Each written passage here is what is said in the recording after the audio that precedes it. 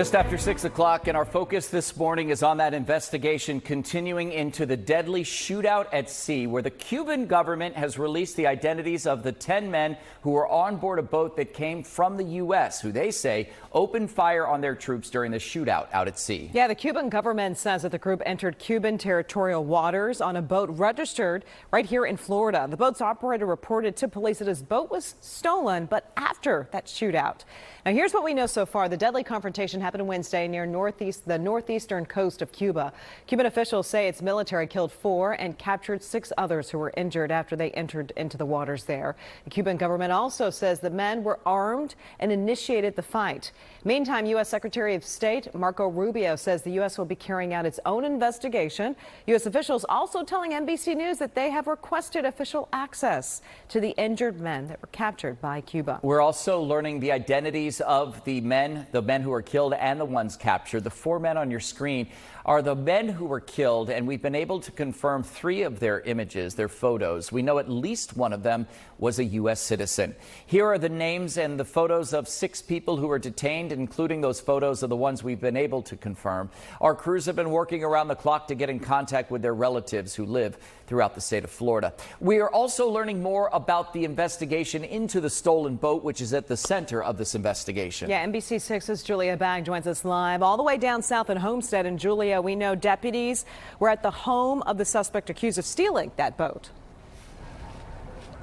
That's right. I mean, investigators have been everywhere from Big Pine Key and then here in Homestead just overnight, zeroing on this home behind me. The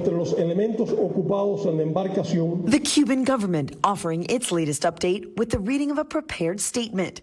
We now know the names of those who were killed during the shootout Wednesday off Cuba's coast. Hector Cruz Correa is among the dead. He's suspected of stealing a boat from Big Pine Key and heading to Cuba. Homeland Security agents gathered evidence focusing on this white Chevy pickup truck, taking neighbors by surprise. We started to see a cop and then cars, and I said, what's going on? Case documents from the Monroe County Sheriff's Office show Angel Montera called deputies to report his boat had been stolen from this dock on Avenue G. Montera said he later learned his boat was found off Cuba's coast after a deadly shootout with that country's Coast Guard. Montera told deputies he believed Cruz Correa stole his boat. He said Cruz does tile work for him. The report notes this white Chevy pickup truck belongs to Cruz, and it's the same truck a neighbor spotted Tuesday night. That neighbor said she saw a man get out of the truck and get on the boat. The report goes on to say that Cruz has family in Cuba, including 2 daughters. Montera reported that Cruz was trying to fix a large boat with twin motors and that he even borrowed a trailer from him to hold another large vessel. But Montera told deputies he did not know why Cruz was trying to repair those boats. No. NBC 6 was there when a Miami-Dade deputy arrived at Cruz's wife's home. She told us she had reported him missing.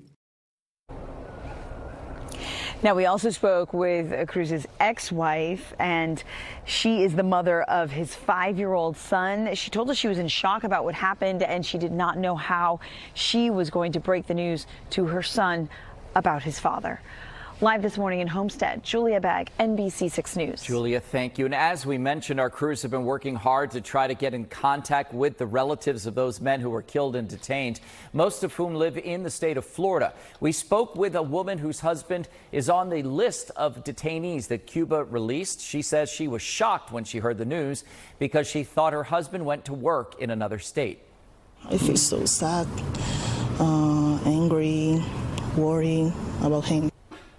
We also talked with the wife and daughter of another man, Galindo Sariol, another one of the detainees. He is a former political prisoner who has spent time supporting struggles of Cubans on the island. His wife told us in Spanish she has no idea that this plan was happening.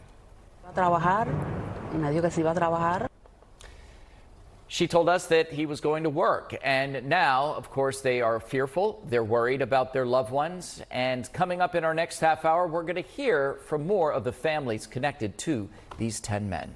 The Cuban government called this a, quote, foiled armed infiltration. It's no secret that there are several anti-Cuban government groups in South Florida, and several of these groups claim some of their members were involved in that deadly shooting.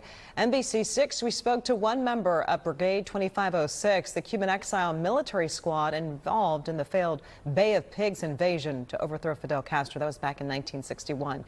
He tells NBC6 that he feels like negotiation is the only way to establish a democracy there. We all want a free Cuba, and although we have different ways of achieving that, it's all peaceful right now. We want to convince the Cuban government that it's time to give up. Meantime, 4 regime change groups posted a message on social media urging Cubans on the island to take action. Stay here with us at NBC6 as this story continues to develop, of course. We're going to have the latest on air and also across our digital platforms.